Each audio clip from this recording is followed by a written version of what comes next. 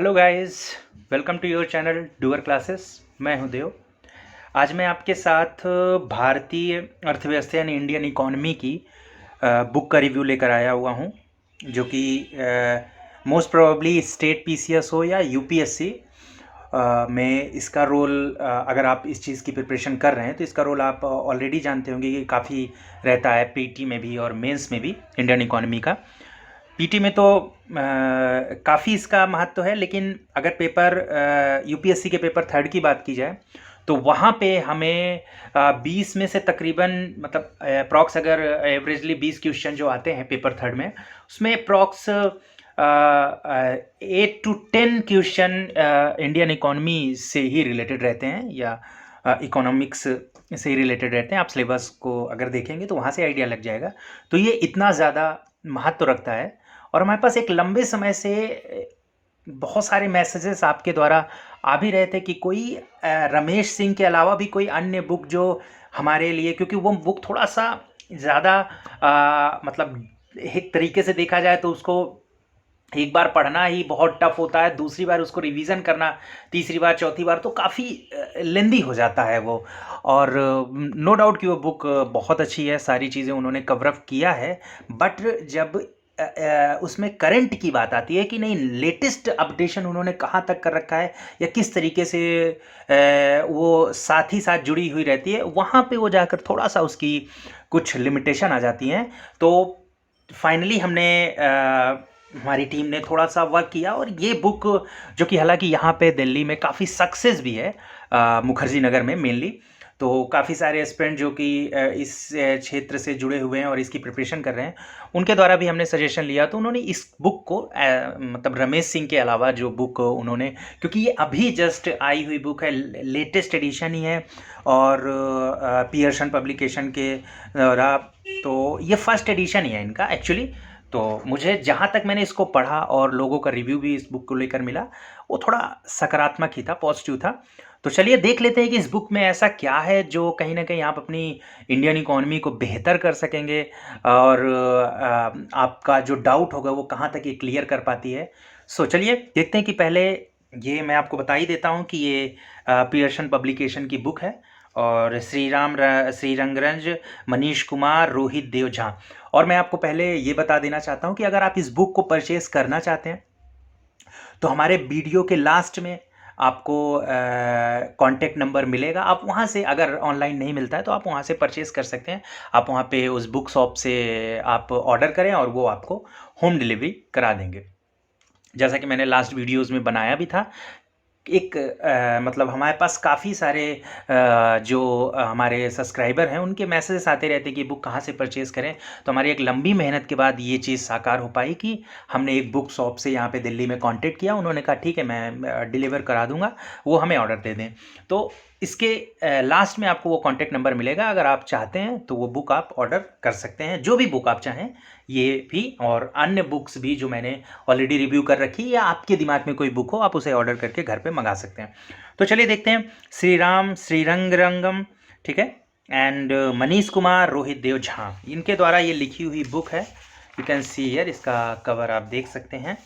Front में इन्होंने भारतीय अर्थव्यवस्था, सिद्धांत, नीतियाँ एवं विकास, you can see here, okay.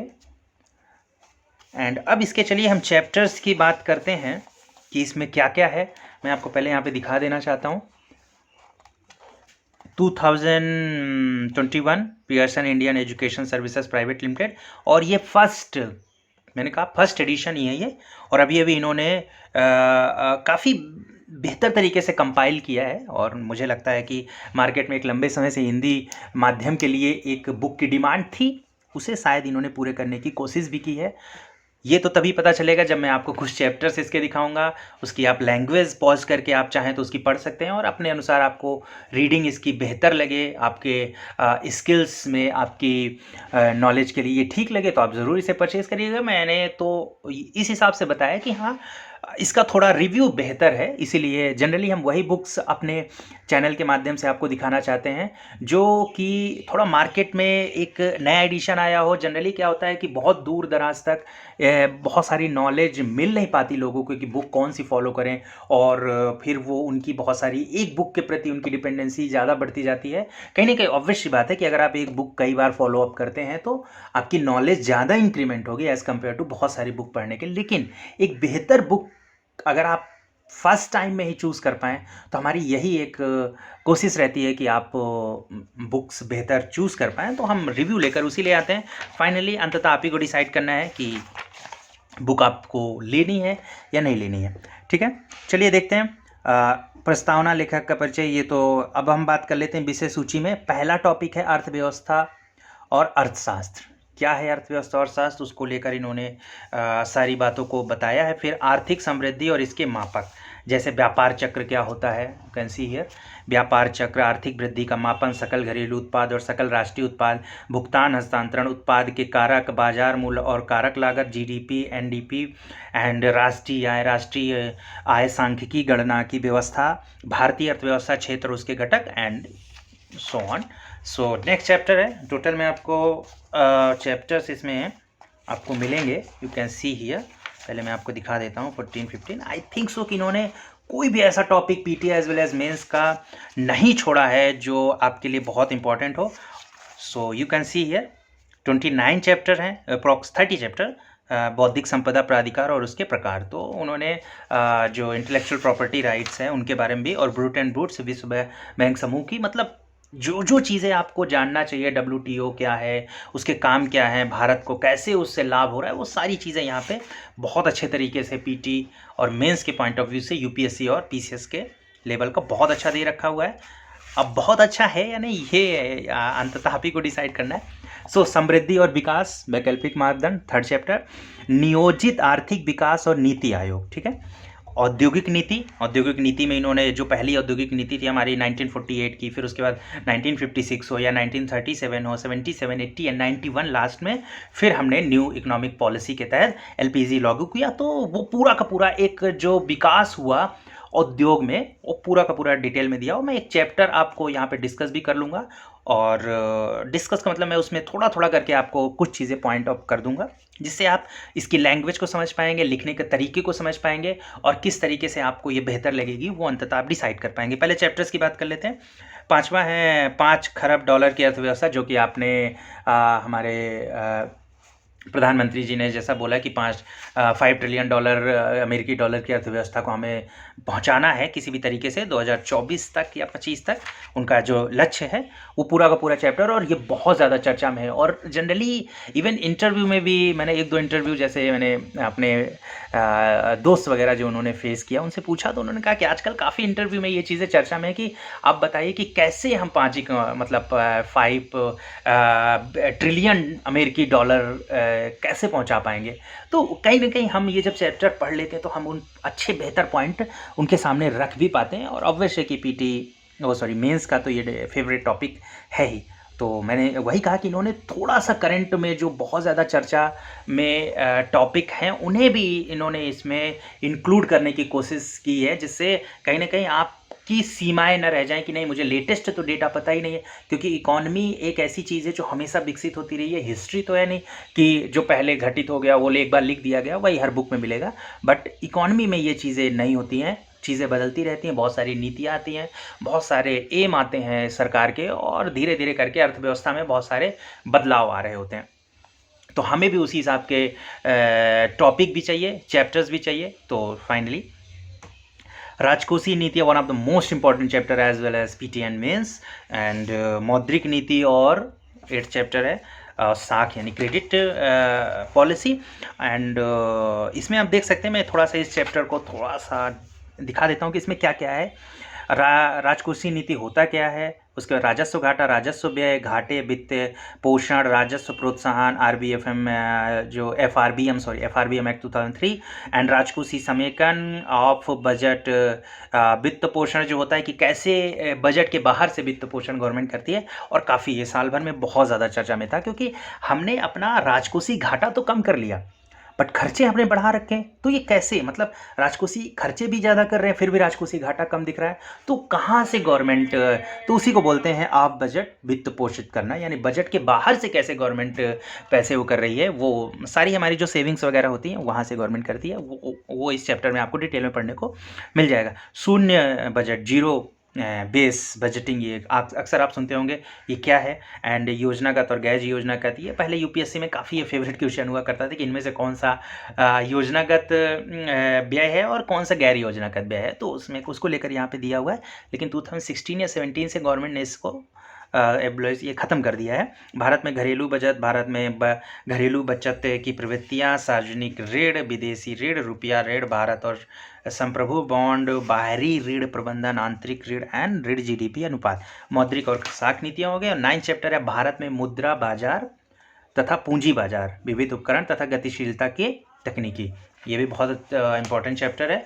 Share बाजार एंड मुद्रास्फीति एंड संकल्पनाएं, one of the most important chapter. आप देख सकते हैं कि इसमें कहाँ से क्या चीज़ें दी हैं, मैं इसका थोड़ा सा आपको, बाकी मैं आपको चैप्टर्स जो दिखा रहा हूँ उसके जो सब टॉपिक हैं आप देख सकते हैं, आप इसको पॉज करके वीडियो को देख सकते हैं। मैं उसी स्पीड से पेजेस को पलट भी रहा हूँ कि आप आसानी से चीज़ों को आप देख सकें पॉज करके। इसमें मैं आपको दिखा देता हूँ मुद्रास्फीति और इसके प्रकार, मुद्रास्फीति को मापने के तरीके, मुद्रास्फीति के कारण, उच्च मुद्रास्फीति की हानियाँ सॉरी इष्टतम मुद्रास्फीति, जीडीपी, संभावित जीडीपी और मुद्रास्फीति और भ्रष्टाचार। और इस तरीके से नई सीपीआई श्रृंखला 2015 में जो रेजिडेक्स, डायरेक्ट पूछ लेता है रेजिडेक्स है क्या, and growth, inflation, trade off and 12 chapter कराधान। एंड नेक्स्ट आपको दिखा देता हूँ मैं, कराधान में आप देख सकते हैं कि क्या क्या चीज़ें दिया हुआ है, जैसे टैक्स हेवन क्या है, कर व्यय क्या है, एंड डीटीएए का क्या है, सारी चीज़ें।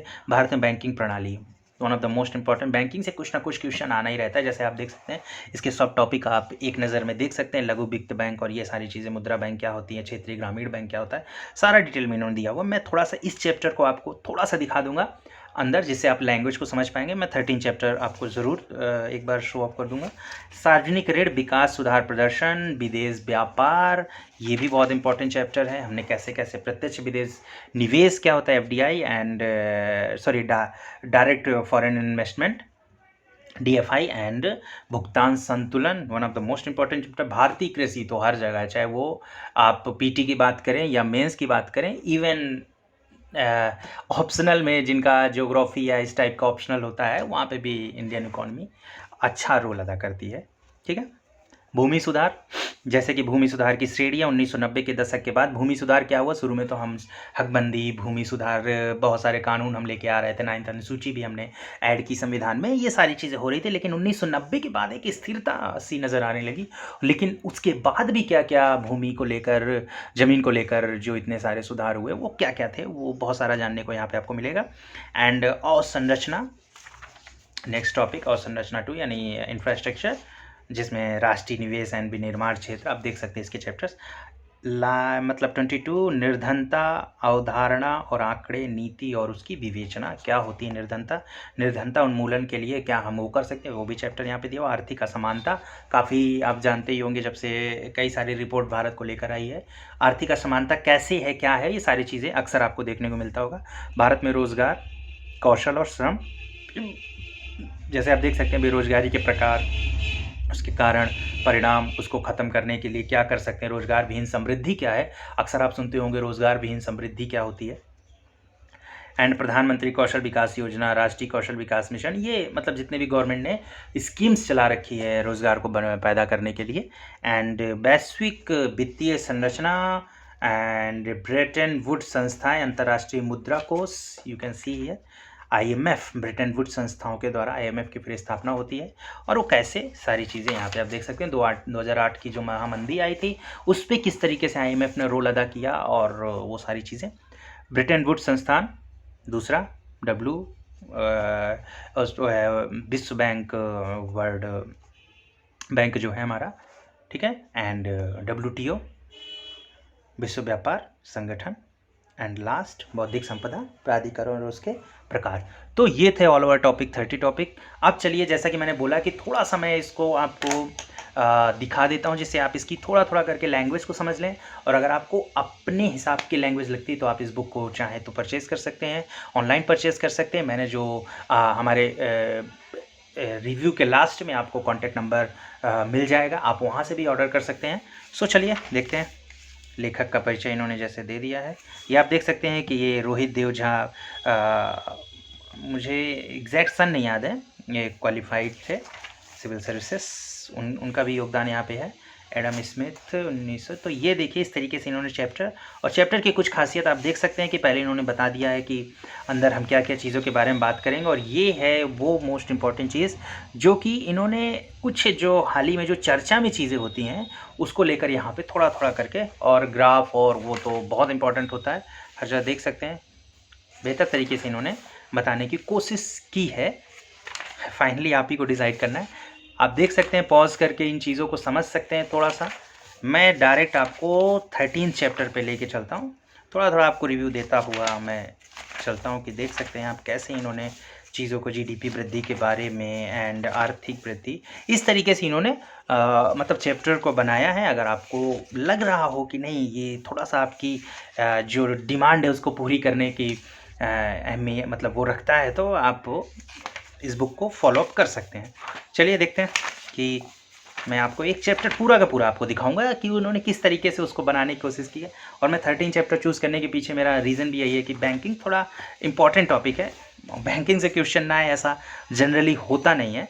सो इसीलिए थोड़ा सा जुड़वा घाटा यानी ट्विन बैलेंस, ट्विन डिफरेंस, ये 2-3 साल से 4 साल से बहुत ज़्यादा कि ट्विन बैलेंस प्रॉब्लम क्या है, वो सारी चैलेंजेस क्या है, वो डेफिसिट चैलेंज क्या है, सारी चीज़ें अक्सर। तो मैंने एक रफली जैसी पेज खोला, आप देख सकते हैं कि करंट में जो चीज़ें चर्चा में हैं उनको भी लेकर ये चलता है। तरलता जाल क्या होता है, एक जैसे देख सकते हो उर्जित पटेल समिति, लेटेस्ट में 2014 में उर्जित पटेल की अध्यक्षता में जो समिति बनाई गई थी, बहुत बेहतर उन्होंने अपनी एक सुझाव दिए, और उसको लेकर आप कहीं भी कोट कर सकते हैं। नो डाउट आप जब इकोनॉमिक्स के आंसर लिख रहे होंगे तो आप इन सब चीज़ों को कोट कर सकते हैं, और ऑब्वियस है कि एग्जामिनर पे एक अच्छा इम्पैक्ट पड़ता है जब आप थोड़ा सा लेटेस्ट चीज़ों को अपनी तरफ से ऐड करते हैं। जैसे आप देख सकते हैं एफडीआई एंड एफपीआई के बीच अंतर अलग से इन्होंने चीज़ों को मेंशन कर दिया, क्योंकि ये इंपॉर्टेंट है। हम लोग क्या होता है कि बेसिक चीज़ों को बहुत ज़्यादा मिस आउट कर जाते हैं, और वही हमारे थोड़ा सा एग्ज़ाम में काफ़ी घाटा हो जाता है। सो वी आर मुद्रास्फीति और भ्रष्टाचार, या मुद्रास्फीति या बेरोजगारी में क्या रिलेशन है, आप फिलिप वक्र के बारे में आपने सुना ही होगा। सो वो तो बनाना ऑब्वियस सी बात थी। अब आ जाते हैं जो कि मैं बता रहा था, पनामा एंड पैराडाइज पेपर्स। आपने सुना होगा कि ये जो पनामा पेपर्स लीक हुआ था तो बहुत सारे लोगों के काले चिट्ठे बाहर आए थे, आपने सुना भी होगा। 2015-16 में अप्रॉक्स ये काफ़ी चर्चा में था। चलिए बात कर लेते हैं, लेफा वक्र हो गया, राजस्व। थोड़ा सा आप इन्हें पॉज करके आप चाहें तो थोड़ा सा आइडिया ले सकते हैं। जैसा कि मैं बता रहा था कि मैं 13 चैप्टर को आपको थोड़ा सा दिखा देता हूँ डिटेल में।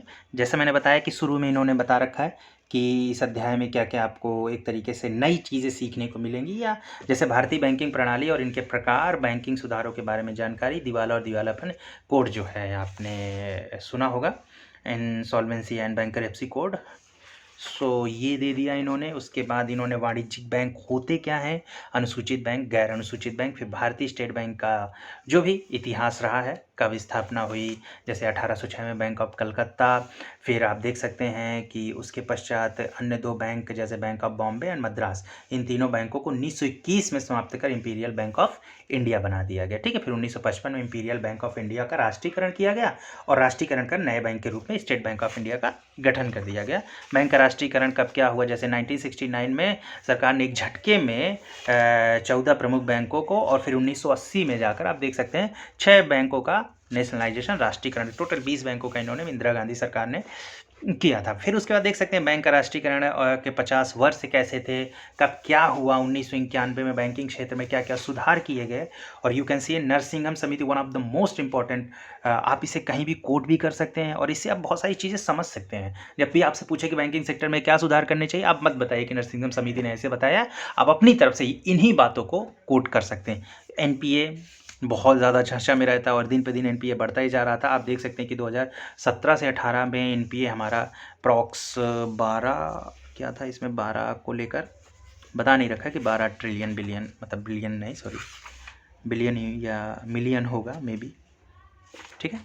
एंड सारफेसी एक्ट हो जाए या एआरसी की बात हो जाए, AQR, PCA, शीघ्र सुधार प्रॉम्प्ट करेक्टिव एक्शन, बहुत सारे बैंकों पे प्रॉम्प्ट करेक्टिव एक्शन आरबीआई ने लगाया था और ये चर्चा में रहता है। तो अभी लेटेस्ट में काफ़ी ज़्यादा चर्चा में था, तो इन्होंने दे भी रखा हुआ है विवेकपूर्ण मापदंड एंड बेसल 1 to 3 लागू होने वाला है भारत में भी बेसल 3 2020 अप्रैल में करने वाले थे, बट उसको बढ़ाकर फिर से और बढ़ा दिया गया। एंड उसके बाद CAR क्या है, rise of write down and haircut अक्सर हेयर कट पूछता रहता है और बहुत ही मतलब वही चीज़ें होती हैं कि चर्चा में जो चीज़ रहे उसको लेकर एक लाइन में हम, क्योंकि एक लाइन अगर हमने कहीं से पढ़ लिया तो ऑब्वियस सी बात है कि हम आंसर सही कर पाएंगे, बट हमें अब हेयर कट होता क्या है, अब इस चीज़ को ही जानने के लिए हमें मतलब अब अचानक लगे कि ये चीज़ें क्या है, हमने कभी सुना ही नहीं, तो ये आपकी चीज़ों को शायद मुझे लगता है पूरा करेगी। और ये बहुत ज़्यादा चर्चा में 2016 का इंसॉल्वेंसी एंड बैंकरप्सी कोड, उसकी प्रमुख विशेषताएं क्या हैं, उसकी प्रक्रिया किस तरीके से है, कोड का महत्व एकदम पूरा डिटेल में दे दिया। जुड़वा bank seat, twin balance sheet problem जो मैंने बताया कि ऑलरेडी दिखने को मिलती रहती है। पारा एक्ट हो गया, बैंक सामयिक and bank board of bureau and लघु वित्त bank, payment bank, India post payment bank and RRB, मुद्रा बैंक, बैंक में एफडीआई, विदेश बैंक, सहकारी bank, Vikas bank and Vikas bank.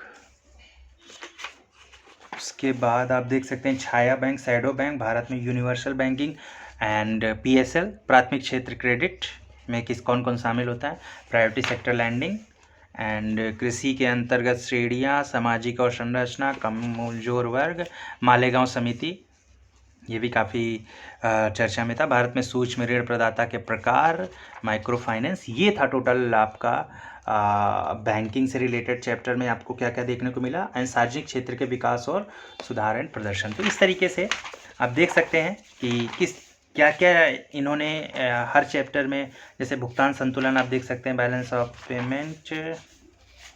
उसके बाद एक बुक की ये खासियत आप देख सकते हैं कि इन्होंने जहाँ ज़रूरत हो सका वहाँ पे हिंदी के साथ साथ उन्होंने इंग्लिश के भी शब्दों का प्रयोग किया और बेहतर तरीके से समझाने की कोशिश भी की। जैसे आप देख सकते हैं करेंसी वार। अब करेंसी वार क्या होता है, ये मतलब एक 10-12 साल से 15 साल से काफ़ी ज़्यादा चर्चा में भी है और ये आपको जानना भी चाहिए। And Indian economy, sorry Indian agriculture not economy, मैंने पीछे भी इंडियन इकोनॉमी बोल दिया था, बट इंडियन एग्रीकल्चर की बात मैं कर रहा था।